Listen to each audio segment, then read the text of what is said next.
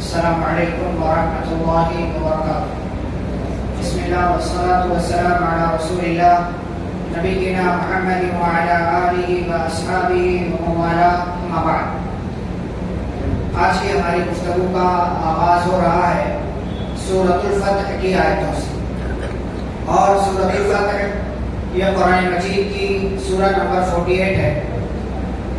یہ مکمل سورہ دراصل نبی اکرم صلی اللہ علیہ وسلم کی زندگی میں پیش آنے والے ایک خاص واقعے سے متعلق ہے، اور وہ خاص واقعہ ہے صلح حدیبیہ کا واقعہ۔ پیارے رسول صلی اللہ علیہ وسلم سن 6 ہجری میں ذی القعدہ کے مہینے میں 1400 صحابہ کرام کو لے کر کے نکلے، اس ارادے سے کہ ہم جائیں گے مکہ، وہاں پہنچ کر کے ہم عمرہ ادا کریں گے اور پھر واپس آ جائیں گے۔ اسی لیے آپ صلی اللہ علیہ وسلم نے نیام میں بند تلوار کے سوا اور کوئی ہتھیار نہیں لیا، اس کے علاوہ کوئی ہتھیار نہیں لیا، وہ بھی نیام میں بند تھی، وہ بھی اور اس کے علاوہ اور کوئی ہتھیار رسول اکرم صلی اللہ علیہ وسلم نے نہ لیا اور نہ ہی صحابہ کرام نے لیا۔ آپ صلی اللہ علیہ وسلم عمرہ کے سفر پر نکلے، لیکن حدیبیہ کے مقام پر آپ کو روک دیا گیا۔ حدیبیہ کے مقام پر آپ کو روک دیا گیا، اور پھر وہیں ایک لمبی بات چیت کے بعد پیارے رسول صلی اللہ علیہ وسلم نے مکہ کے کافروں اور مشرکین سے صلح کر لیا۔ اس دوران کئی ایک لوگ آئے مکہ والوں کی طرف سے بات کرنے کے لیے، رسول اکرم صلی اللہ علیہ وسلم نے بھی بھیجا اپنی طرف سے قاصد کہ ہم صرف عمرہ کرنے کے لیے آ رہے ہیں، ہمارا ارادہ کچھ اور نہیں ہے۔ اور رسول اکرم صلی اللہ علیہ وسلم نے عثمان رضی اللہ تعالیٰ عنہ کو بھی بھیجا کہ آپ جائیں اور ان لوگوں سے ہماری بات کہیں کہ ہم کسی مقصد کے لیے لڑنے کے لیے نہیں آئے۔ حضرت عثمان رضی اللہ تعالیٰ عنہ جب پہنچے تو عثمان رضی اللہ عنہ چونکہ مکہ ہی کے تھے، مکہ میں آپ کا پورا خاندان تھا، معزز خاندان کے تھے، مکہ والوں نے بڑی عزتیں دی حضرت عثمان رضی اللہ تعالیٰ عنہ کو، اور وہیں پر ان کو ٹھہرا لیا، وہیں پر وہ رک گئے، ٹھہر گئے۔ اور پھر بعد میں لوگوں نے ان کو آفر کیا کہ آپ آ گئے ہیں چونکہ، تو چلیے آپ جو ہے آپ کو ہم اجازت دیتے ہیں، آپ عمرہ ادا کر لیجئے، طواف وغیرہ کر لیجئے۔ لیکن عثمان رضی اللہ تعالیٰ عنہ نے کہا کہ میں رسول اکرم صلی اللہ علیہ وسلم کے ساتھ آیا ہوں، اور آپ سے پہلے میں عمرہ ادا کر لوں یا طواف کر لوں یہ میرے لیے مناسب نہیں ہے، اور انہوں نے اس آفر کو ٹھکرا دیا، اور عثمان رضی اللہ عنہ کی واپسی میں تاخیر ہو گئی۔ ادھر رسول اکرم صلی اللہ علیہ وسلم کو یہ خبر ملی، یہ افواہ اڑا دی گئی کہ عثمان رضی اللہ تعالیٰ عنہ کو شہید کر دیا گیا، ان کو قتل کر دیا گیا۔ اسی لیے نبی اکرم صلی اللہ علیہ وسلم اس درخت کے نیچے بیٹھے جس کا تذکرہ اللہ نے سورہ میں کیا ہے، اور اس درخت کے نیچے بیٹھ کر آپ صلی اللہ علیہ وسلم نے صحابہ کرام سے بیعت لیا کہ ہم عثمان رضی اللہ عنہ کے قتل کا بدلہ مشرکین سے لیں گے، کافروں سے لیں گے۔ اسی بیعت کو بیعت رضوان کہا جاتا ہے، لقد رضی اللہ عن المؤمنین۔ اور اس بیعت میں جو لوگ شریک ہوئے ان تمام صحابہ سے اللہ رب العالمین راضی ہو گیا اور ان کے تعلق سے اپنی رضا کا اعلان کیا۔ بہرحال بعد میں یہ خبر جھوٹی ثابت ہوئی، اور عثمان رضی اللہ تعالیٰ عنہ حفاظت کے ساتھ صحابہ کرام سے آ کر کے مل گئے، رسول اکرم صلی اللہ علیہ وسلم سے ملاقات ہو گئی۔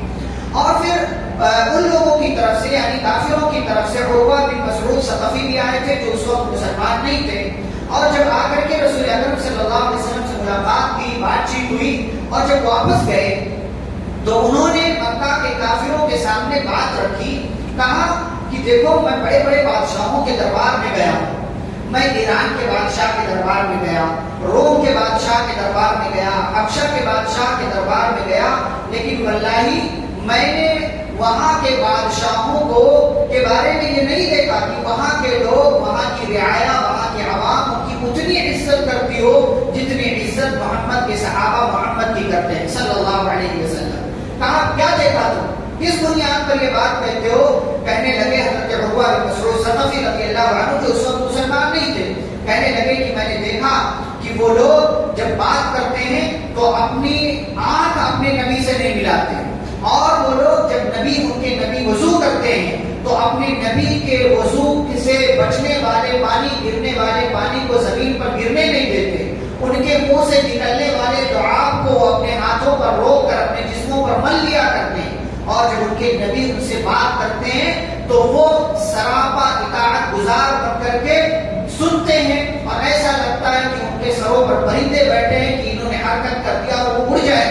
یہ کیفیت حضرت عروہ بن مسعود ثقفی رضی اللہ تعالیٰ عنہ نے بتائی، اور پھر بعد میں جا کر کے وہ مسلمان بھی ہوئے اور ان کا نام صحابہ کی لسٹ میں شامل ہوا۔ تو یہ پیارے نبی صلی اللہ علیہ وسلم کی عظمت تھی، عزت تھی، جو صحابہ کرام دیا کرتے تھے۔ ایسے ہی اسی موقع سے بیعت ہونے سے پہلے سہیل نام کے ایک بندے کافروں کی طرف سے ان کو بھیجا گیا، اور جب وہ آئے اور آپ صلی اللہ علیہ وسلم کو یہ خبر ملی کہ سہیل آ رہے ہیں اب بات کرنے کے لیے، تو آپ نے فرمایا صحابہ سے خوش ہو جاؤ، اب تمہارا معاملہ آسان کر دیا گیا ہے۔ سہیل کا مطلب ہوتا ہے آسانی، سہیل کا مطلب ہوتا آسانی۔ تو نبی صلی اللہ علیہ وسلم نے ان کے نام سے نیک فعل لیا، ان کے نام سے اچھا فعل لیا کہ ان کا آنا ہمارے لیے مبارک ہوگا اور ہمارا کام آسان ہو جائے گا۔ شریعت کی تعلیم یہ ہے کہ آپ نیک فعل تو لے سکتے ہیں لیکن برا فعل نہیں لے سکتے۔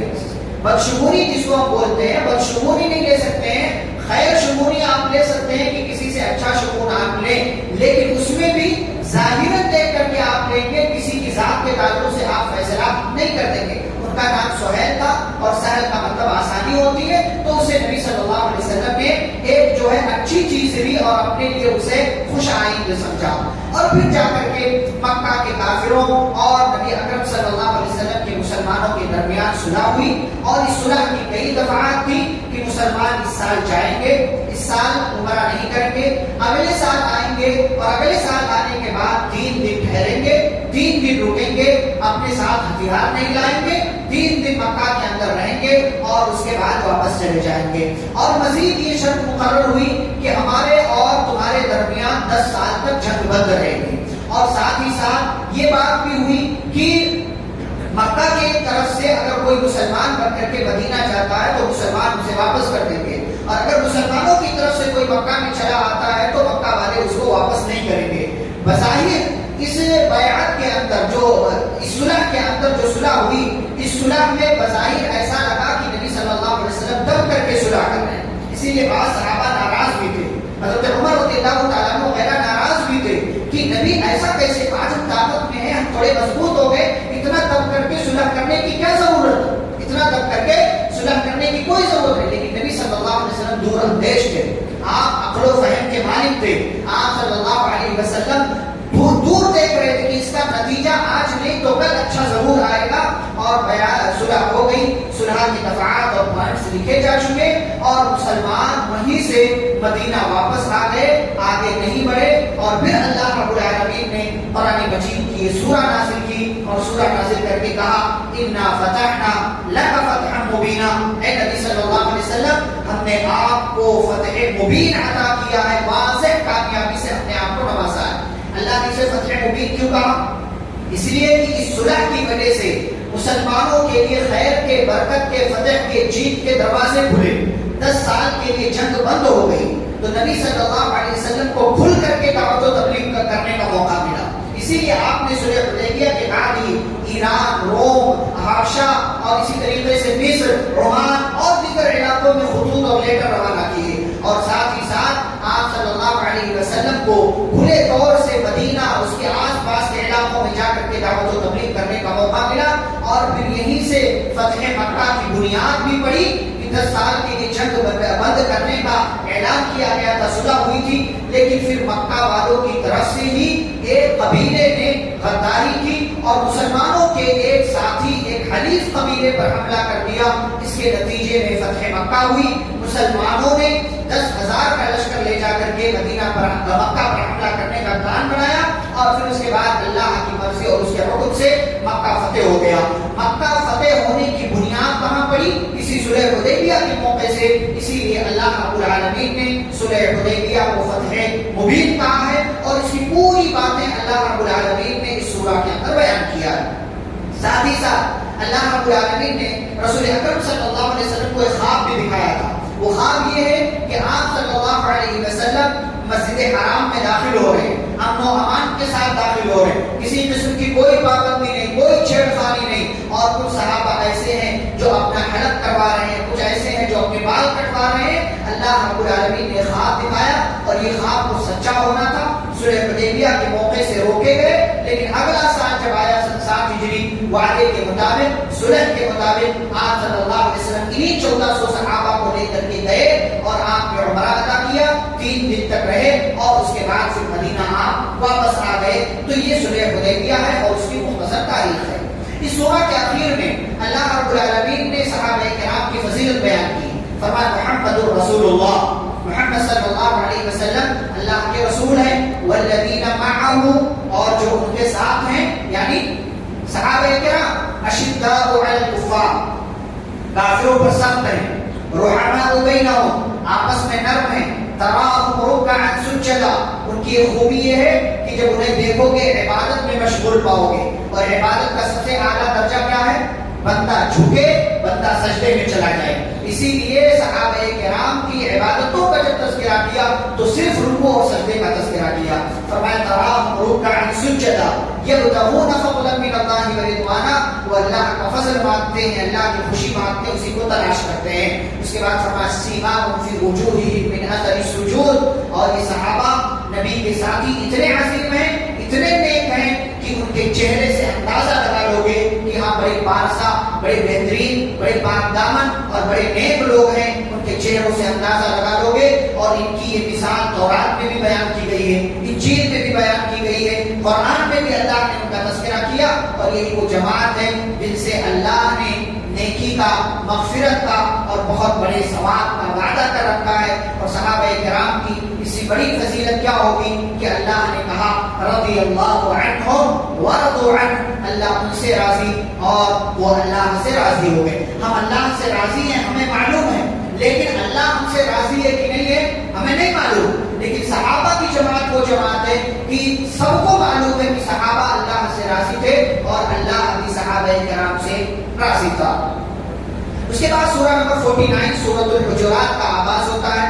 اور یہ وہ سورہ ہے کہ جس سورہ کی باتیں ایک سماج کو بہترین بنانے میں بہت بڑا رول پلے کرتی ہیں، بہت بڑا کردار ادا کرتی ہیں. اس سورہ کے اندر اللہ نے سماج کو بہترین بنانے کے نسخے بیان کیے. کیا فرمایا؟ یا ایھا الذین آمنوا لا تقدموا بین یدی اللہ ورسولہ. فرمایا دنیا کے حساب سے کوئی کتنا عظیم کیوں نہیں ہو، کسی کا کتنا اونچا مقام کیوں نہ ہو، لیکن اس کی بات، اس کا مقام اللہ اور اس کے رسول صلی اللہ علیہ وسلم کے مقام سے، بات سے، ان کی جو ہے ان کے فرامین سے آگے مت بڑھاؤ. اللہ اور اس کے رسول صلی اللہ علیہ وسلم سے آگے مت بڑھو، یعنی نہ خود بڑھو اور نہ کسی کی بات کو اللہ اور اس کے رسول کی بات سے آگے بڑھاؤ. یہ پہلی بات. دوسری بات فرمایا ایھا الذین آمنوا لا ترفعوا اصواتکم فوق صوت النبی. فرمایا اے ایمان والو اپنی آواز کو نبی کی آواز سے اونچی مت کرو، نبی کی آواز سے اونچی مت کرو. یہ آیت کریمہ نازل ہوئی. حضرت ثابت بن قیس بن شماس رضی اللہ تعالیٰ عنہ صحابی ہیں اور خطیب رسول کے نام سے جانے جاتے ہیں. خطیب رسول یعنی نبی صلی اللہ علیہ وسلم کے خطیب تھے. جب نبی کو کوئی بات اپنی طرف سے مہربانی ہوتی تھی کسی صحابی سے تو انہیں کو کہتے تھے کہ ثابت اٹھو اور میری طرف سے بولو. ثابت بن قیس بن شماس خطیب رسول ہیں. آواز ذرا اونچی تھی، ذرا اونچی آواز میں بولتے تھے، فطری اعتبار سے آواز اونچی تھی. جب یہ آیت کریمہ نازل ہوئی کہ اللہ نے کہا ایمان والو اپنی آواز کو نبی کی آواز سے اونچی مت کرو، تو ثابت جو ہے اپنے گھر میں بند ہو گئے. ان کو یہ لگا کہ میرا عمل برباد ہو گیا، میری آواز تو بہت اونچی ہے، نبی کی آواز سے اونچی میری آواز ہو جاتی ہے. ان کو یہ بات بڑی تکلیف میں محسوس ہوئی کہ آج تک میں تو اتنی اونچی اونچی آواز میں بات کر رہا تھا اور اللہ نے کہا اپنی آواز نبی کی آواز سے اونچی مت کرو. رسول اکرم صلی اللہ علیہ وسلم نے محسوس کیا ثابت نظر نہیں آتے. صحابہ سے پوچھا ثابت کہاں ہے؟ کہا تو وہ اپنے گھر میں بند ہو گئے. پیارے رسول صلی اللہ علیہ وسلم نے بلایا اور بلانے کے بعد آپ صلی اللہ علیہ وسلم نے فرمایا نہیں، یہ تم اس شمار میں نہیں ہو، تم اس لسٹ میں نہیں ہو، کیونکہ تمہاری آواز فطری اعتبار سے اونچی ہے. لیکن جو لوگ بے ادبی کے ساتھ، جو لوگ جان بوجھ کر کے نبی کی آواز سے اپنی آواز کو اونچی کرتے ہیں، اونچی آواز میں آ کر کے نبی سے بات کرتے ہیں، جیسے کہ کچھ اعرابی آئے اور وہ باہر کھڑے رہے، نبی کے آرام کا وقت تھا تو ان لوگوں نے کہا یا محمد باہر نکلیے، ہمیں آپ سے بات کرنی ہے. صلی اللہ علیہ وسلم دیہاتی تھے. تو اللہ نے فرمایا، پیارے رسول صلی اللہ علیہ وسلم نے ذکر کیا ثابت سے کہ نہیں تمہارا نام نہیں ہے، تم اس لسٹ میں نہیں آتے، تمہاری آواز تو فطری اعتبار سے اونچی ہے. موقع محل بات ان لوگوں کے تعلق سے ہو رہی ہے جو لوگ نبی کی آواز سے اپنی آواز کو جان بوجھ کر کے اونچی کرتے ہیں. اور یہ اتنا بڑا جرم ہے. فرمایا کہ اللہ رب العالمین ایسے بندوں کے اعمال کو برباد کر سکتا ہے اور ان کو محسوس بھی نہیں ہوگا، ان کو اندازہ بھی نہیں ہوگا کہ ان کے اعمال برباد ہو گئے۔ جب نبی زندہ تھے تب یہ معاملہ تھا، آج رسول اکرم صلی اللہ علیہ وسلم نہیں ہے تب کیا مسئلہ ہے؟ تب کیسے یہ آیت ہم اپنے اوپر اپلائی کر سکتے ہیں؟ یعنی نبی کا نام لے تو محبت کے ساتھ لے، نبی کا نام لے پیار کے ساتھ لے، نبی کا نام لے وقار کے ساتھ لے۔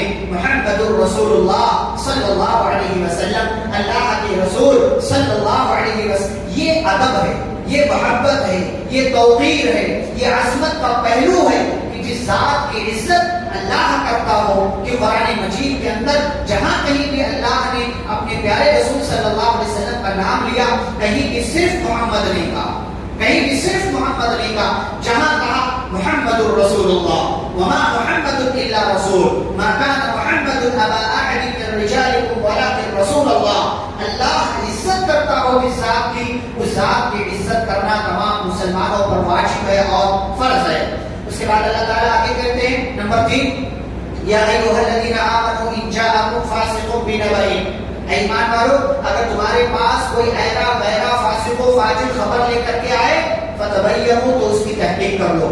یہ آیت آج کے دور میں زیادہ واضح طریقے سے سمجھ میں آتی ہے۔ ہمارے ہاں لوگوں کو ایک میسج ملا، فارورڈ کرتے ہیں، شیئر کرتے ہیں، یہاں وہاں جو ہے ٹرانسفر کرتے ہیں، بھیجتے ہیں، کوئی بھی کہیں بھی اس سے خبر آئی، واٹس ایپ میں آ رہی ہے، فیس بک میں آ رہی ہے، انسٹاگرام پہ، ٹویٹر پہ، بنا تحقیق کیے ہم جو وہ خبر بھیج، ویڈیو کوئی شیئر ہو گئی، اس میں کسی کو مارا جا رہا ہے، کہتے دیکھو فلاں جگہ فساد پھیل گیا، فلاں جگہ بگاڑ، فلاں جگہ فتنہ پھیل گیا۔ وہ ویڈیو 5 سال پہلے کی ہوتی، کسی نے چیک نہیں کیا، وہ بھیج دیا کسی نے، جذبات میں آ کر کے سارے لوگ شیئر کر۔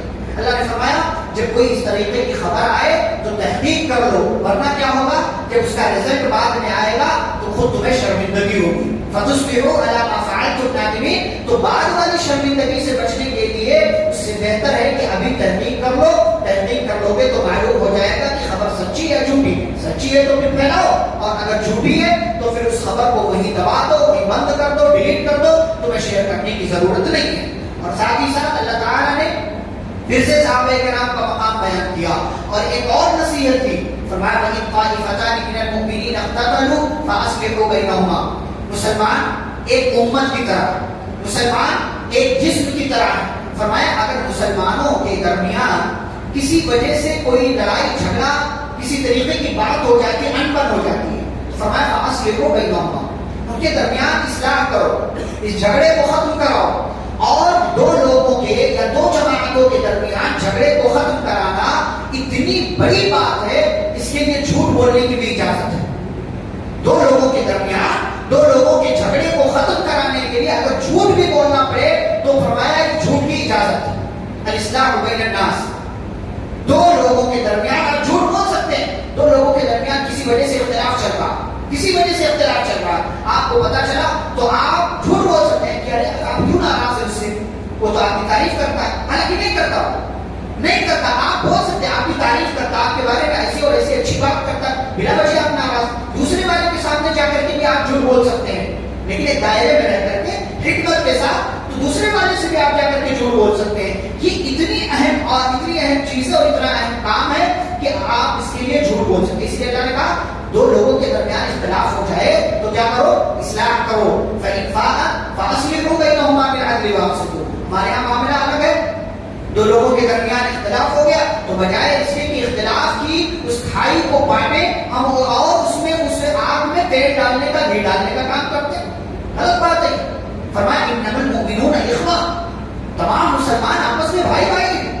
فاصلحوا بین اخویکم، اپنے بھائیوں کے درمیان اصلاح کرو۔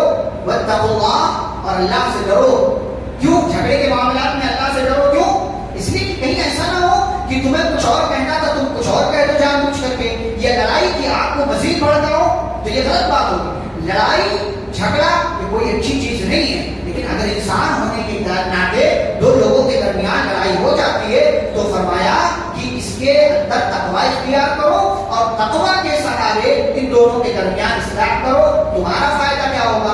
ان کے درمیان تو ہو سکتا ہے لڑائی ختم ہو جائے، تمہارا کیا فائدہ ہوگا؟ لعلکم ترحمون، اللہ تم پر اپنی رحمتیں نازل کرے گا تاکہ تم پر اللہ کی رحمت نازل ہو۔ پھر ایک اور فائدہ اللہ نے بتایا، کیا؟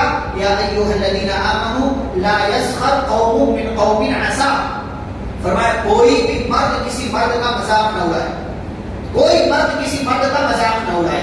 مذاق اڑانا ایک چیز ہے اور مذاق کرنا ایک چیز ہے۔ مذاق کرنا جائز ہے دائرے میں رہ کر کے، دائرے میں شرم و حیا کے دائرے میں رہ کر کے مذاق کرنا جائز ہے۔ نبی اکرم صلی اللہ علیہ وسلم نے بھی بعض دفعہ صحابہ سے مذاق کیا ہے، بعض دفعہ صحابہ سے مذاق کیا ہے، لیکن مذاق اڑانا یہ گناہ ہے، یہ جرم ہے۔ آپ کسی کا مذاق اڑائیں، کسی کی کسی بھی چیز کو لے کر کے آپ مذاق اڑائیں، یہ جرم ہے۔ اللہ نے فرمایا کوئی بھی کسی کا مذاق نہ اڑائے، نہ مرد مرد کا، نہ مرد عورت کا، نہ ہی عورت عورت کا مذاق اڑائے، نہ ہی عورت کسی مرد، کوئی بھی کسی کا مذاق نہ اڑائے۔ کیوں؟ ہو سکتا ہے جس کا تم مذاق اڑا رہے ہو وہ تم سے بہتر ہو، وہ تم سے بہتر ہو۔ ہم کیا کرتے ہیں، کسی کا چہرہ، کسی کا کچھ دیکھ کر کے مذاق اڑاتے ہیں، ارے یہ تو ایسا ہے، یہ تو ایسا ہے، لیکن ہمیں نہیں پتا کہ اس کا کتنا اونچا مقام اللہ کے نزدیک ہے، اللہ کی نظر میں وہ کتنا عظیم ہے، ہمیں نہیں پتا، لیکن ہم مذاق اڑانے لگتے ہیں۔ اللہ نے منع کیا کسی کا مذاق مت اڑاؤ۔ آگے اللہ تعالیٰ فرماتے ہیں وَلَا تَلْمِزُوا أَنفُسَكُمْ، فرمایا کسی پر لعن طعن بھی مت کرو۔ ہمارے یہاں لعن طعن زیادہ ہوتا ہے، تیری ماں ایسی، تیرا باپ ایسا، تیرا بھائی ایسا، تیرا خاندان ایسا، ہم فوراً طعن زنی کرتے ہیں، فوراً جو ہے لعن طعن ہم کرنے لگتے لوگوں کو۔ اللہ نے فرمایا لعن طعن مت کرو، یہ اللہ کے نزدیک جرم ہے۔ ایک اور بات بتائی وَلَا تَنَابَزُوا بِالْأَلْقَابِ، کسی کو برے نام سے مت پکارو، برے نام سے کسی کو مت پکارو، کسی کا کچھ بھی نام مت رکھ دے۔ لوگ نام رکھ دیتے ہیں کسی کا کچھ، اسکول میں بچے رکھ دیتے ہیں، مارکیٹ میں ہم جو ہے ایک دوسرے کا نام رکھ دیتے ہیں، کسی کے رنگ کو دیکھ کر کے اسے ہم کالا کہنے لگتے ہیں، کلوٹا کہنے لگتے ہیں، کلو کہنے لگتے ہیں، یا کسی کا کچھ اور دیکھ کر کے ہم اس کو کچھ اور کہنے لگتے ہیں۔ یہ سارے برے القاب، یہ ناجائز ہے۔ فرمایا کہ اگر کسی کو برا نام دے رہے ہو، برا لقب دے رہے ہو، تو گویا کہ تم فاسق ہو، تم فاجر ہو، تم گنہگار ہو۔ بئس الاسم الفسوق بعد الایمان۔ اچھا اس میں ایک اور چیز، بعض دفعہ کیا ہوتا ہے، انسان پہلے برا تھا پھر سدھر جاتا ہے، تو اس کی پرانی والی برائیوں کو لے کر کے لوگ پرچار کرتے ہیں، ارے یہ تو تھا، یہ تھا، یہ گناہ کرتا تھا، وہ گناہ کرتا، آج بڑا پارسا بن رہا ہے۔ اللہ نے فرمایا وَمَن لَمْ يَتُوبْ، فرمایا کہ اگر کوئی ایمان لے آتا اور اس کے ایمان، اس کے توبہ کے بعد بھی اگر کوئی اس کو چڑھاتا ہے اور برائیوں کا حوالہ دے کر کے اس کو کہتا ہے تم تو ایسے تھے، آج اچھے ہو گئے تو بڑی باتیں آ رہی ہیں، تو ایسا لوگ بولتے ہیں، چڑھاتے ہیں اسے۔ فرمایا کسی کے ماضی کو، کسی کے پاسٹ کو لے کر کے اس پر تانا زنی مت کرو، اس کو برا مت کہو، اس لیے کہ توبہ یہ پچھلے تمام گناہوں کو مٹا دیتا، معاف کر، اللہ سے معافی مانگ لینا، توبہ کر لینا، یہ پچھلے تمام گناہوں کو مٹا۔ ایک بندہ پہلے کافر تھا، مسلمان ہو گیا، تو اب یہ نہیں ہے کہ آپ اس کے کفر کو لے کر کے اس کو چڑھاؤ، ارے تو کافر تھا، کیا ہے ہمارے درمیان سے بھاگ، ایسے ہمارے درمیان کیا بیٹھنے آ گئے۔ یہ آپ کفر کا کام کر رہے ہیں، یہ آپ گناہ کا کام کر رہے ہیں۔ کسی کے ایمان لے آنے کے بعد اس کو کفر کا حوالہ دے کر کے چڑھانا، اس کو لعن طعن کرنا، یہ اللہ کے نزدیک جرم ہے، تو اس سے بھی بچنا چاہیے۔ ایک اور چیز اللہ نے فرمایا اے ایمان والو اجتنبوا کثیرا من الظن، ترتیب دے کے اللہ تعالیٰ نے، اللہ نے سب سے پہلے فرمایا بدگمانی سے بچو۔ انسان کیا کرتا ہے، کسی کے بارے میں برا گمان رکھتا ہے، ارے یہ موبائل پہ جب دیکھو تب کیا ٹائپ کرتے رہتے، لگتا ہے کسی سے چکر تو کرتے ہیں۔ اور ہم بدگمانی میں کیسے ہوتا ہے، یہ موبائل، نماز کے بعد موبائل کھول کے بیٹھ گئے، کچھ تو ہے، مطلب ایسا لگتا ہے کہ موبائل کھول لیا تو واٹس ایپ پہ گیا، کسی کو کچھ بولنے ہی گیا۔ بھائی موبائل میں صرف وہی نہیں ہوتا، بدگمانی نہ پالا کریں، بدگمانی نہیں پالنا چاہیے۔ موبائل میں قرآن بھی ہوتا ہے، موبائل میں کتابیں بھی ہوتی ہیں، موبائل میں اور اچھی چیزیں ہوتی ہیں، ہو سکتا ہے وہ کتاب پڑھ رہا ہو سکتا ہے وہ جو ہے، اچھا ہمارے ذہن میں شیطان اتنی محنت کر رکھا ہے شیطان نے کہ ایسی ساری چیزیں دیکھنے کے بعد اچھا گمان تو آتا ہی نہیں، اچھا ہم سوچتے ہی نہیں کہ ہاں ہو سکتا ہے قرآن پڑھ رہا ہو سکتا ہے کوئی کتاب پڑھ رہا ہو سکتا ہے دعا دیکھ رہا ہو سکتا ہے کسی مسئلے میں کچھ بات دیکھ رہا ہو کہ کسی عالم نے، اچھا گمان آتا ہی، کیونکہ شیطان نے ہمارے دماغ کو، مائنڈ کو بالکل واش کر رکھا کہ نہیں تیرے دماغ میں تو اچھا خیال آ رہی ہے۔ تو اللہ نے کہا بدگمانی سے بچو، کیوں؟ اس لیے کہ بدگمانی کیا ہے، گناہ۔ اچھا انسان جب بدگمانی میں پڑ جاتا ہے تو کیا کرتا ہے، پھر جاسوسی کرتا ہے کہ دیکھیں گے کہ یہ کیا کرتے ہیں، دیکھیں گے کیا کرتے ہیں، ان کا موبائل موقع ملا تو چیک کریں گے، نہیں تو روزانہ اسی راستے سے یہ آتے ہیں، انسان بدگمانی پالتا ہے، بدگمانی پالنے کے بعد کیا کرتا ہے؟ جاسوسی کرتا ہے. پھر اس کے دماغ میں بات آ گئی نا تو دوسرے دن پیچھے پیچھے جائے گا. اس راستے سے روز آئے گا، یہ لڑکا آتا ہے، کہاں جاتا ہے دیکھیں گے، پیچھے پیچھے جاتا ہے. جاسوسی، پہلے بدگمانی پالا پھر جاسوسی. تو اللہ نے پہلے بدگمانی سے منع کیا، پھر اس کے بعد کہا ولا تجسسوا، جاسوسی مت کرو، جاسوسی مت کرو. پہلے انسان بدگمانی پالتا ہے پھر جاسوسی کرتا ہے، اور جاسوسی کرنے کے بعد اگر اس کو کوئی غلطی مل جائے کہ ہاں واقعی دیکھو میرا گمان تو صحیح تھا کہ یہ دیکھو کسی سے ملنے جاتا ہے، غلط کام میں مبتلا ہے، کوئی غلط حرکت کرنے کے لیے روزانہ اسی راستے سے جاتا ہے، تو اس کو کوئی برائی معلوم ہو جاتی ہے تو کیا کرتا ہے؟ وہ پرچار کرتا ہے، پرچار کرتا ہے، سماج میں اعلان کرتا ہے. اس کو کیا کہتے ہیں؟ کیا کہتے ہیں اس کو؟ غیبت.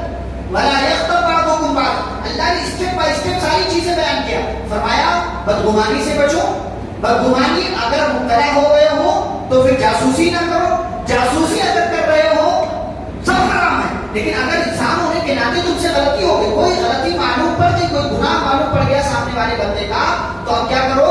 اس برائی کو جان لینے کے بعد چپ بیٹھو، اس کا پرچار مت کرو، کیونکہ غیبت یہ کبیرہ گناہ ہے. اور غیبت کا مطلب یہ ہے کہ اپنے مرے ہوئے بھائی کا گوشت کھانا. اور غیبت کہتے کس کو ہے؟ کہ کسی کی برائی کو اس کی پیٹھ پیچھے بیان کرنا، اس کو غیبت کہا جاتا ہے. ہمارے یہاں لوگ کہتے ہیں کہ ارے میں تو سامنے بول دوں، سامنے بول دوں، ابھی نہیں میں سامنے بھی بول دوں گا. کہ سامنے بولنے کی ہمت نہیں ہوتی. اور بعض دفعہ لوگ کہتے ہیں کہنے کا تو دل نہیں کر رہا لیکن کہہ رہا ہوں کہ فلانے کے اندر یہ برائی ہے. بعض لوگ کہتے ہیں غیبت ہو جائے گی لیکن چلو کہہ دیتا ہوں. ایک شاعر کیا کہتا ہے کہ وہ کہتے مخلصی ہے کہ یاروں کی بزم میں غیبت نکال دے تو فقط خاموشی بچے. ہماری مجلسیں ہم دیکھیں، ہماری مجلسوں میں کیا ہوتا ہے؟ فلاں ایسا ہے، فلاں ایسا ہے، فلاں ایسا ہے. اگر غیبت نکال دو تو ہماری مجلس 5 منٹ بھی نہیں چلے گی، چاہے مرد ہو یا عورتوں کا معاملہ ہو. غیبت یہ گناہ ہے، کبیرہ گناہ ہے. اور یاد رہے ایک حدیث میں آپ کو سناؤں، شاید آپ کو سمجھ میں آئے. میرے رسول صلی اللہ علیہ وسلم فرماتے ہیں کہ اے مسلمانوں، کسی دوسرے کے عیب کے پیچھے مت پڑو. لا تتبعوا عوراتهم، کسی کے عیب کے پیچھے مت پڑو. کیوں؟ فإنه من يتبع عوراتهم يتبع الله عورته. کیونکہ تم کسی کے عیب کے پیچھے پڑو گے تو اللہ تمہارے عیب کے پیچھے پڑ جائے گا. اور اللہ جب تمہارے عیب کے پیچھے پڑے گا تو کیا کرے گا؟ یفضحہ فی بیتہ، اللہ تمہارے گھر میں تم کو ذلیل و رسوا کر کے رکھ دے گا. اس کی مثال آپ دیکھیں کیسے دیکھتے ہیں آپ مثال اس کی. ایک بندہ ہے اپنے آپ میں بہت نیک ہے لیکن دوسروں کی برائی میں، دوسروں کی برائی کے پیچھے لگا رہتا ہے، دوسروں کا عیب ٹٹولتا ہے. تو جانتے کیا ہوتا ہے؟ ایک دن اسی دوسرے کے عیب کے پیچھے پڑنے کی وجہ سے اللہ اس بندے کے گناہ کو، وہ گناہ تو اس کے علاوہ کسی اور کو معلوم نہیں تھا، سماج و معاشرے میں اس کا منہ کالا کر کے اللہ رکھ دیتا ہے. کیوں؟ کیونکہ یہ دوسرے کے عیب کے پیچھے پڑا تھا. ہم اپنا عیب نہیں دیکھتے، اپنی غلطیاں، اپنے گناہ نہیں دیکھتے ہیں، بلکہ دوسروں کے عیب. بلکہ بعض دفعہ لوگ جاسوسی کرتے، دیکھیں گے، پلان بناتے کہ دوسرے کیا ہے. کیا ضرورت ہے آپ کو کسی کی برائی تلاش کرنے کی؟ کیا ضرورت ہے؟ آپ نہ کرامت کاتبین ہیں کہ آپ کو گناہ لکھنا ہے، نہ آپ کچھ اور ہیں، نہ داروغہ ہیں. بھائی کوئی گناہ کر رہا ہے. ہاں اگر اس کا گناہ سماج والوں کے لیے برا ہے تو ذمہ داروں تک آپ بات پہنچائیں، ذمہ داروں تک آپ بات پہنچائیں. وہ ذمہ دار جو ہے اس کا مناسب حل تلاش کریں گے. لیکن آپ اس کی برائی کو سماج کے اہل خیرے کے پاس جا کر کے پرچار کر رہے ہیں، فلاں ایسا ہے، فلاں ایسا ہے، فلاں ایسا ہے، تو اس کو غیبت کہا جاتا ہے. شریعت نے اس کو منع کیا. اور کسی کے عیب کے پیچھے پڑو گے اللہ تمہارے عیب کے پیچھے پڑے گا. اور اللہ جب عیب کے پیچھے پڑتا ہے نا تو تم بندے کا عیب پاؤ نہ پاؤ لیکن اللہ تمہارے عیب کو جانتا ہے، تمہارا کچا چٹھا، تمہارا A to Z سب جانتا ہے. اور اللہ تمہیں ذلیل و رسوا کر کے تمہارے گھر میں رکھ دے گا اور تمہاری عزت بالکل نیلام ہو کر کے رہ جائے گی اور کسی کام کے تم سماج و معاشرے میں نہیں رہ پاؤ گے. اس کے بعد اللہ تعالیٰ ایک اہم چیز بتاتے ہیں. فرمایا ایھا الناس انا خلقناکم من ذکر و انثی، اے لوگوں ہم نے تمہیں ایک مرد اور ایک عورت سے پیدا کیا اور تمہیں مختلف قبیلوں میں، خاندانوں میں بانٹ دیا. کیوں بانٹا؟ لتعارفوا، پہچان کے لیے، تاکہ سمجھ میں آئے ورنہ اگر سارے انسان قبیلہ نہ ہوتا، خاندان نہ ہوتا تو کیا ہوتا؟ کوئی تعارف نہیں ہوتا کہ کون کہاں کا ہے، کون کس قبیلے سے ہے، کس کا بیک گراؤنڈ کیا ہے اور کس کے دادا پردادا کیا تھے، نہیں سمجھ میں آتا. تو یہ تعارف کے لیے، یہ فخر کے لیے نہیں ہے کہ میں فلاں خاندان سے ہوں، یہ فخر کے لیے نہیں. اسی لیے اللہ نے آگے جملہ بھی ایڈ کر دیا، ان اکرمکم عند اللہ اتقاکم، تم میں اللہ کے نزدیک سب سے زیادہ عزت والا وہ ہے جس کے پاس سب سے زیادہ تقویٰ.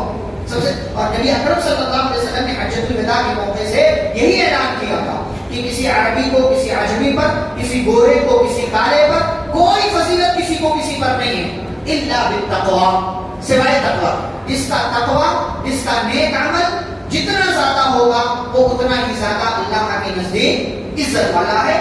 یہ ساری باتیں سماج کو، اپنی شخصیت کو، اپنے گھر کو بہترین بنانے کے لیے اللہ رب العالمین نے اس سورہ کے اندر ذکر کی. اس کے بعد سورہ قاف کا آغاز ہوتا ہے. سورہ قاف سورہ نمبر 50 ہے. اللہ تعالیٰ نے اس کی ابتدا میں وہی مشرکین کا، کافروں کا اعتراض ذکر کیا، مر جائیں گے، ہڈیاں گل سڑ جائیں گی، کیا دوبارہ اٹھایا جائے گا؟ اللہ نے فرمایا یہ بے تکی باتیں ہیں. دیکھو پرانی قوموں کو دیکھو کیسے ہم نے انہیں جو ہے ہلاک و برباد کر کے رکھ دیا. پھر قیامت کا منظرنامہ اللہ نے ذکر کیا ہے، اپنی قدرت ذکر کی ہے کہ یہ انسان، اس کو ہم نے پیدا کیا، اس کے دل میں کیا وسوسہ آتا ہے یہ بھی ہم جانتے ہیں، اس کی شہر رگ سے زیادہ ہم اس کے قریب ہیں، اور اس سے بھی اور ہم نے ایک اور کام یہ کیا ہے کہ اس بندے کے پاس کندھے پر ایک دائیں ایک بائیں ہم نے فرشتے مقرر کر دیے ہیں. ما یلفظ من قول الا لدیہ رقیب عتید، یہ جو بولتا ہے وہ لکھا جاتا ہے. جب بولا ہوا لکھا جاتا ہے تو کام کیا ہوا بھی بدرجہ اولا لکھا جاتا ہے. یعنی ہماری بات بھی لکھی جاتی ہے کہ کیا بول رہے ہیں، ہماری حرکت، ہمارا عمل بھی لکھا جاتا ہے کہ ہم کیا کر رہے ہیں. اور یہی سارا قیامت کے دن لایا جائے گا، پیش کیا جائے گا. ہر انسان آئے گا، اس کے ساتھ ایک فرشتہ ہوگا گواہی کے طور پر، اور ایک فرشتہ ہوگا جو اس کو ہانک کر، اس کو چلا کر کے اللہ کے پاس پہنچائے گا. اور اللہ تعالیٰ پھر اس سے سوال جواب کرے گا، اور اس سے سوال جواب کرنے کے بعد جو نتیجہ ہوگا وہ اس کو دے دے گا. پھر اللہ کہتے ہیں کہ جس دن ہم جہنم سے کہیں گے ہل امتلأتی، کیا تو بھر گئی؟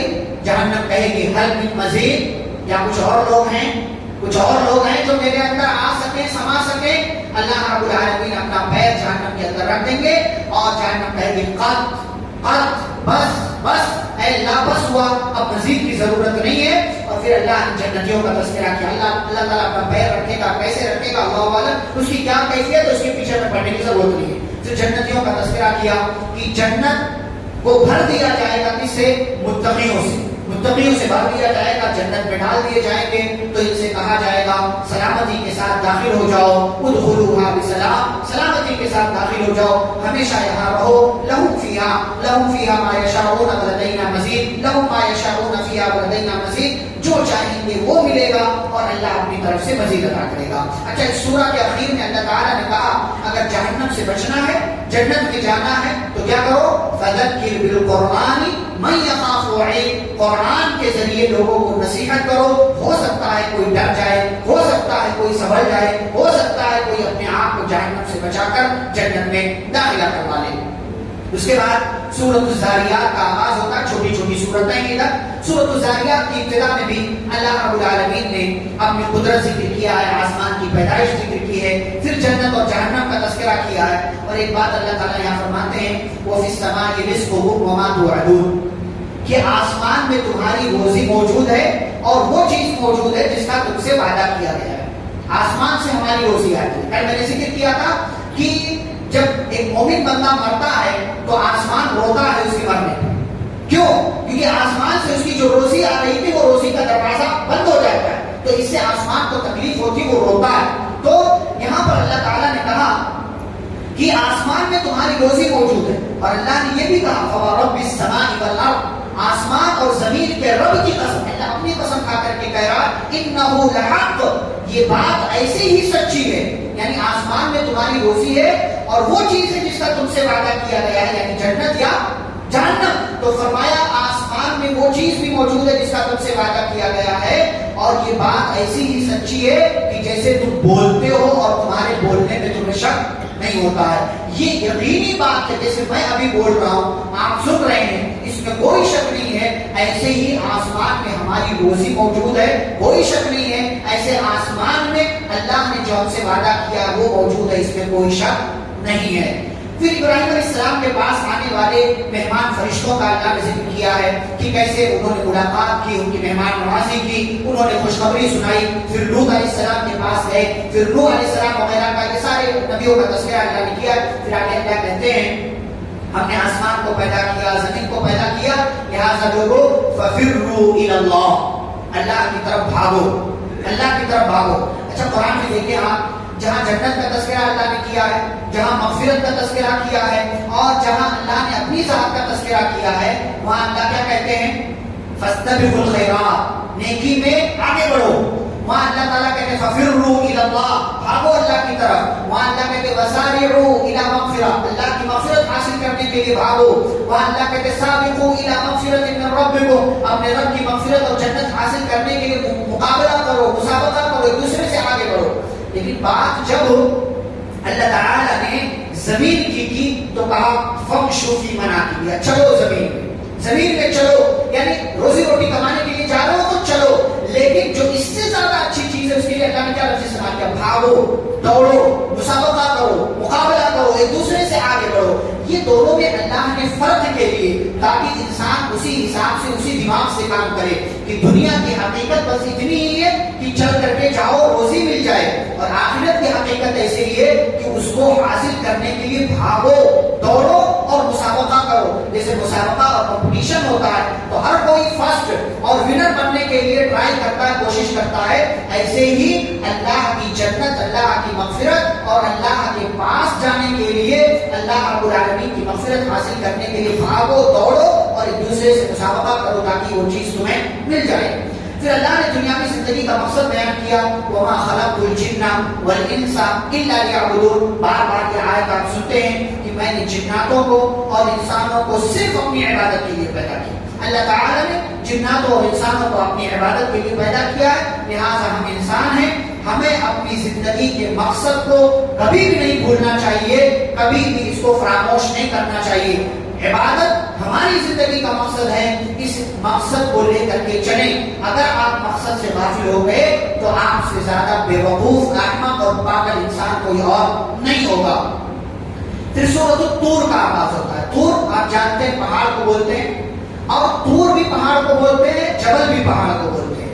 طور ایک خاص، طور نام کا پہاڑ بھی ہے جہاں موسیٰ علیہ السلام گئے تھے، لیکن ویسے بھی پہاڑ کو طور کہا جاتا ہے اور ایک پہاڑ کو جبل کہا جاتا ہے۔ طور اور جبل والے میں کیا فرق ہے؟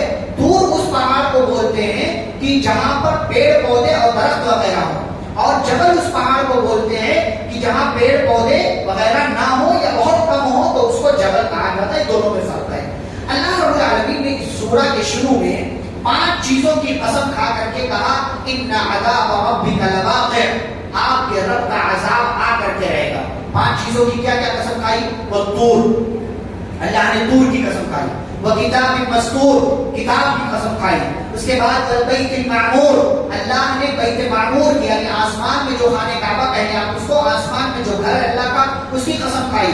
اور اس کے بعد والسقف المرفوع، آسمان کی قسم کھائی، والبحر المسجور، اور بھڑکے ہوئے سمندر کی اللہ نے قسم کھائی۔ ان 5 بڑی بڑی اور اہم چیزوں کی اللہ نے قسم کھا کر کے کہا ان عذاب ربک لواقع، آپ کے رب کا عذاب یقینی طور سے آ کر کے رہے گا، اور جب عذاب آئے گا ما لہ من دافع، کوئی بھی اللہ تعالیٰ سے اس کو دور کرنے والا نہیں ہوگا۔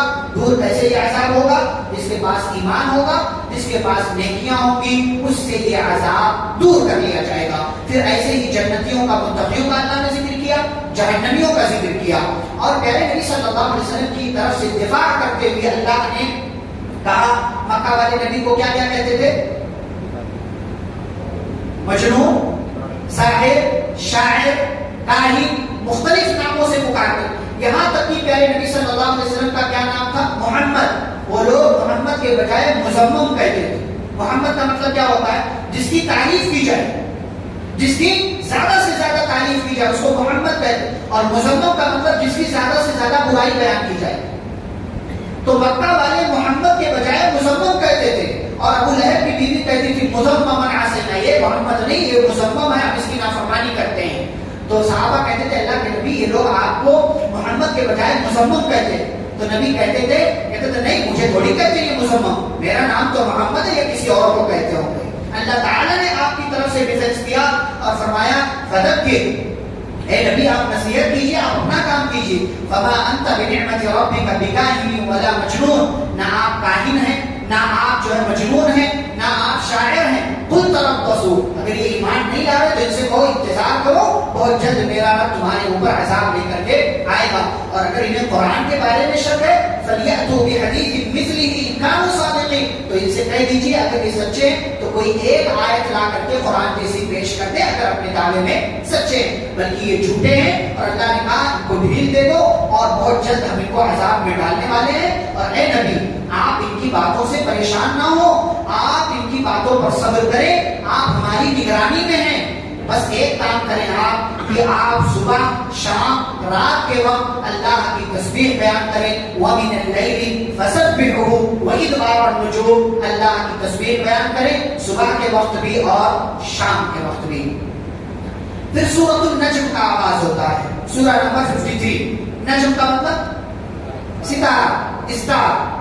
اللہ تعالیٰ نے پہلی آیت میں ستارے کی قسم کھا کر کے کہا وَالنَّجْمِ إِذَا هَوَىٰ مَا ضَلَّ صَاحِبُكُمْ. یہاں بھی اللہ تعالیٰ ڈیفنس کر رہے ہیں. مکہ والے نبی صلی اللہ علیہ وسلم کو پاگل کہتے راستہ بھٹک گیا ہے، باپ دادا کا دین چھوڑ دیا اس نے. تو اللہ نے کہا مَا ضَلَّ صَاحِبُكُمْ وَمَا غَوَىٰ. کیا لفظ استعمال کیا؟ صاحبکم. بھائی یہ تمہارا اپنا بندہ ہے، تمہارا کہیں باہر سے نہیں آیا کہ جس کو نہیں آیا، یہ تمہارا اپنا بندہ ہے. تو تمہارا یہ ساتھی نہ گمراہ ہوا ہے نہ یہ بھٹکا ہے. وما ينطق عن الهوى، اور بات ایسی ہے کہ نہ یہ اپنی طرف سے بھی کچھ نہیں کہتا. یہ ان هو الا وحی یوحى، یہ جو بھی بات بولتے ہیں یہ وحی ہوتی ہے، اللہ کی طرف سے وہ بات بولتے ہیں. یہ اللہ نے نبی اکرم صلی اللہ علیہ وسلم کی طرف سے ڈیفنس اور دفاع کیا. پھر اس کے بعد اللہ تعالیٰ نے معراج وغیرہ کا تذکرہ کیا کہ نبی صلی اللہ علیہ وسلم معراج کے سفر میں گئے، جبریل امین علیہ السلام کو ان کی اصلی شکل میں دیکھا، اور وہاں پر ایک مقام ہے کہ جبریل اس سے آگے نہیں جاتے ہیں، اس کے آگے لیکن نبی اکرم صلی اللہ علیہ وسلم کو جانے کا موقع ملا. آپ صلی اللہ علیہ وسلم رب کے سامنے پہنچے لیکن بیچ میں حجاب تھا، پردہ تھا، آپ نے رب کو نہیں دیکھا. اسی لیے آگے اللہ تعالیٰ نے کہا ہے اور مسلمانوں کا بھی یہی عقیدہ ہے کہ رسول اکرم صلی اللہ علیہ وسلم نے اللہ کو نہیں دیکھا. جب یہ آیت کریمہ نازل ہوئی تو بعض صحابہ نے پوچھا اے اللہ کے رسول صلی اللہ علیہ وسلم آپ نے تب تو اللہ کو دیکھا ہوگا؟ تو پیارے نبی صلی اللہ علیہ وسلم نے فرمایا نور انا اراہ، فرمایا کہ اللہ تو نور ہے اور میں دنیا کی آنکھوں سے اس نور کا مشاہدہ کیسے کر سکتا ہوں، اس کو کیسے دیکھ سکتا ہوں. یہ عقیدہ ہے. اور عائشہ رضی اللہ عنہا یہی کہتی ہیں کہ جو اس بات کا عقیدہ رکھے کہ محمد صلی اللہ علیہ وسلم نے اللہ کو معراج کے سفر میں دیکھا تو اس نے نبی پر جھوٹی بات کہی ہے. اور اس کے بعد وہ آیت کریمہ تلاوت کی جو سورۃ الانعام میں ہے، جو میں نے ذکر کیا تھا پارہ نمبر 7 میں، لا تدرکہ الابصار وہو یدرک الابصار، نگاہیں اس کو نہیں دیکھ سکتی بلکہ اللہ ساری نگاہوں کو دیکھتا ہے. آگے اللہ تعالیٰ نے ذکر کیا کہ قیامت کے دن کوئی کسی کی شفاعت نہیں کرے گا. فرشتے آسمان میں رہتے ہیں لیکن ان کو بھی شفاعت کرنے کی جرات نہیں ہوگی. ہاں جس کو اللہ اجازت دے دے وہ شفاعت کرے گا، اور جس کے لیے اجازت دے دے اس کے لیے شفاعت کی جائے گی. اور اے انسانوں دنیا کے اندر گناہوں سے بچو، کبیرہ گناہوں سے بچو. ہاں کبھی چھوٹی چھوٹی غلطیاں ہو جائیں تو کبیرہ گناہ سے بچنے کی وجہ سے یا نیکی کا کام کرنے کی وجہ سے اللہ ان سارے گناہوں کو معاف کر دے گا. اور یاد رہے کہ اگر تم نیکی کرتے ہو نا فلا تزکوا انفسکم، تمہارے یہاں بہت سارے لوگ اپنے بارے میں کہتے ہیں میں نے بہت نیکیاں کی ہیں، میرے پاس تو بہت عمل ہے، جنت میں چلا جاؤں گا. دوسروں کو برا کہتے ہیں. اللہ فرماتے فلا تزکوا انفسکم، اگر نیکی کر رہے ہو نا تو اپنے آپ کو نیکیوں سے یہ مت کہو کہ میں نے بڑی نیکیاں کی، اپنے آپ کو تقوی والا مت سمجھو. هو اعلم بمن اتقى، اللہ کو پتا ہے کہ صحیح معنوں میں زیادہ تقوی والا کون ہے، زیادہ اچھا کون ہے. صفائی مت بیان کرو، اللہ تعالیٰ کو سب پتا ہے کتنے پانی میں ہو، گنہگار ہو، نیک ہو، کیا ہو، سب اللہ تعالیٰ کو پتا ہے. لہٰذا بہت زیادہ اپنے بارے میں بیان نہ کیا کرو. پھر اللہ تعالیٰ نے بات بیان کی، فرمایا انسانوں کو کسی بھی کام کے لیے کوشش کرتے رہنا چاہیے، کوشش کرتے رہنا چاہیے. اس لیے کہ انسان جتنی کوشش کرتا ہے اسی کوشش کے مطابق نتیجہ آتا ہے. وَأَن لَيْسَ لِلْإِنسَانِ إِلَّا مَا سَعَىٰ، کہ انسان جتنی کوشش کرے گا وَأَنَّ سَعْيَهُ سَوْفَ يُرَىٰ، تو اس کی کوشش کا پورا بدلہ اس کو دے دیا جائے گا. اب ایسا نہیں ہے کہ ایک بندہ محنت تو بہت کرے اور اس کے اعتبار سے کام بھی کرے اور ایگزام میں لکھ کر کے بھی آئے پھر فیل ہو جائے. ایسا تو ممکن نہیں ہے. اللہ نے فرمایا جتنی بندہ کوشش کرے گا، جس لیول کی کوشش کرے گا اسی لیول کے مطابق اس کو بدلہ دیا جائے گا. یہ اللہ کا قانون ہے، کیونکہ اللہ ظلم نہیں کرتا ہے اور اللہ رب العالمین کسی کی کوشش کو برباد نہیں کرتا ہے. اچھا، یہی وہ سورہ ہے، میں نے ذکر کیا تھا اس سے پہلے آپ کو کہ یہ سورہ نازل ہوئی. اور یاد رہے کہ قرآن میں کتنے سجدے ہیں؟ کتنے سجدے ہیں؟ بولے بھائی 15، 14 نہیں، 15 سجدے ہیں. قرآن میں 15 سجدے ہیں. سب سے پہلا سجدہ کس بارے میں؟ سورہ آراف پارہ 9، پارہ 9 سورہ آراف کی آخری آیت میں. اور سب سے آخری سجدہ کہاں ہے؟ سورۃ العلق، اقرأ بسم ربک الذی خلق کی آخری آیت میں. اچھا، لیکن سب سے پہلے سجدہ والی کون سی سورت یا آیت نازل ہوئی؟ سورۃ النجم. اقرأ کی صرف 5 آیتیں پہلے نازل ہوئی تھی. سورۃ العلق کی صرف 5 آیتیں پہلے نازل ہوئی تھی جو پہلی بڑی آئی تھی. اس کے بعد اس سورہ کی بقیہ آیتیں بعد میں نازل ہوئی. لیکن پہلی سورہ جو سجدے والی سورہ نازل ہوئی وہ سورۃ النجم ہے، جو سورہ نمبر 53 ہے. یہ وہ سورہ ہے نبی صلی اللہ علیہ وسلم جب یہ سورہ اتری تو آپ مکہ میں خانہ کعبہ میں بیٹھے ہوئے تھے اور مشرکین بھی آپ کے آس پاس بیٹھے ہوئے تھے. نبی صلی اللہ علیہ وسلم نے اس کی تلاوت کرنا شروع کیا. الفاظ آپ دیکھیں، وَالنَّجْمِ إِذَا هَوَىٰ مَا ضَلَّ صَاحِبُكُمْ وَمَا غَوَىٰ وَمَا يَنطِقُ عَنِ الْهَوَىٰ إِنْ هُوَ إِلَّا وَحْيٌ يُوحَىٰ عَلَّمَهُ شَدِيدُ الْقُوَىٰ. آپ پڑھتے چلیں، ایک طرح کے الفاظ، ایک طرح کی ترتیب، ایک طرح کا جو ہے بیلنس پورا.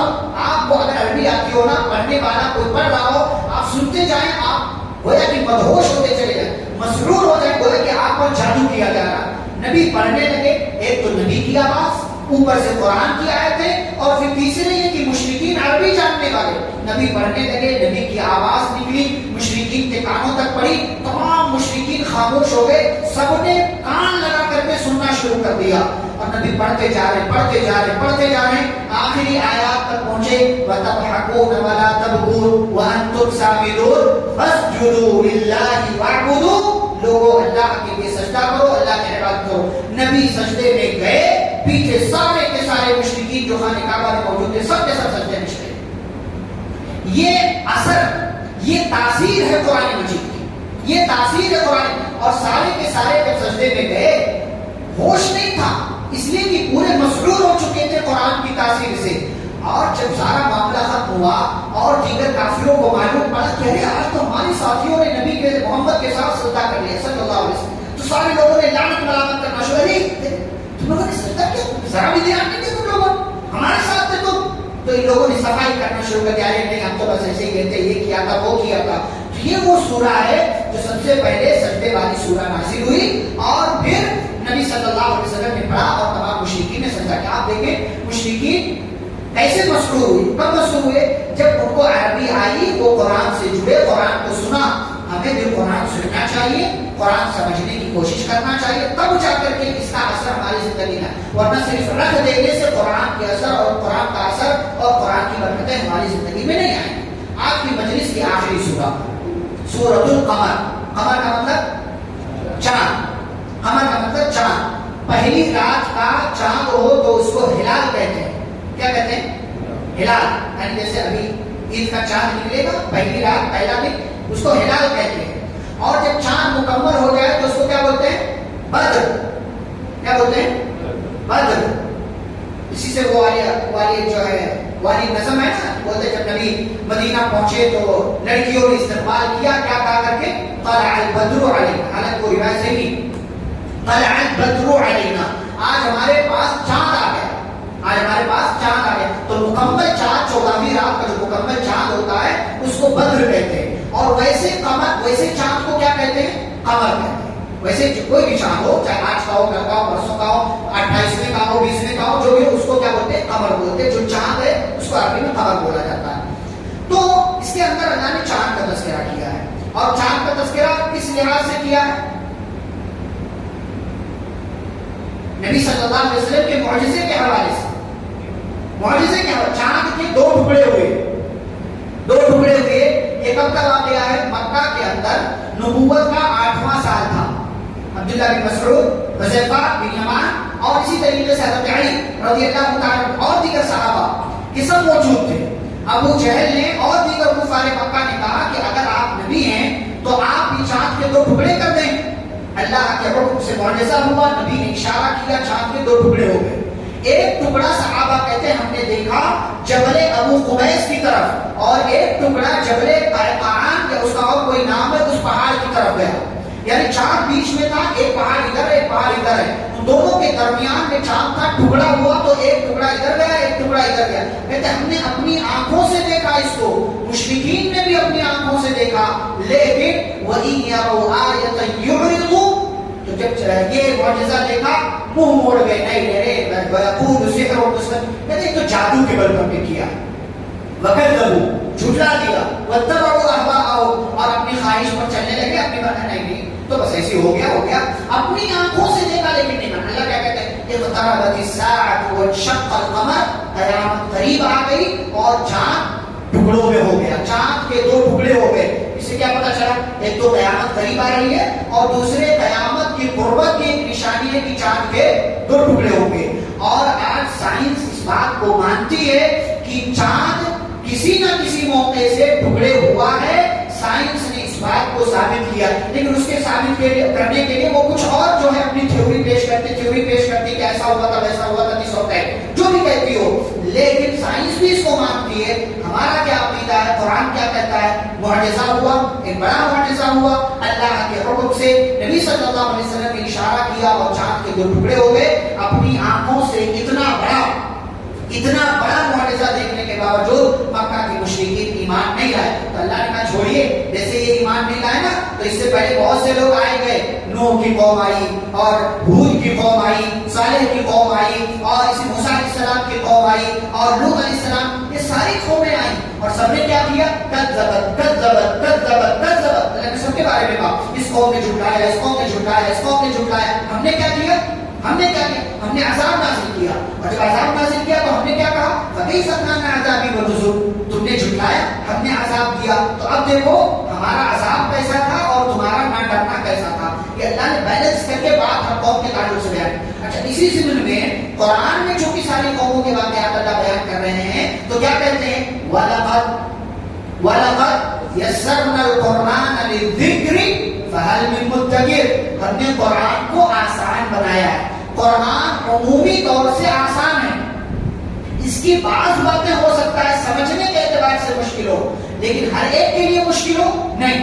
وہی بات کبھی ایک انسان کو سمجھ میں آ جاتی ہے، دوسرے کو نہیں آتی ہے، اور وہی بات جو مجھے سمجھ میں آئی ہو سکتا ہے آپ کو نہ آئی ہو سکتا ہے آپ کو آ جائے مجھے نہ آئے، لیکن سمجھ اگر کوئی انسان دماغ لگائے، دل لگائے، عقل لگائے، استعمال کرے تو اللہ کہتے ہیں ہم نے آسان۔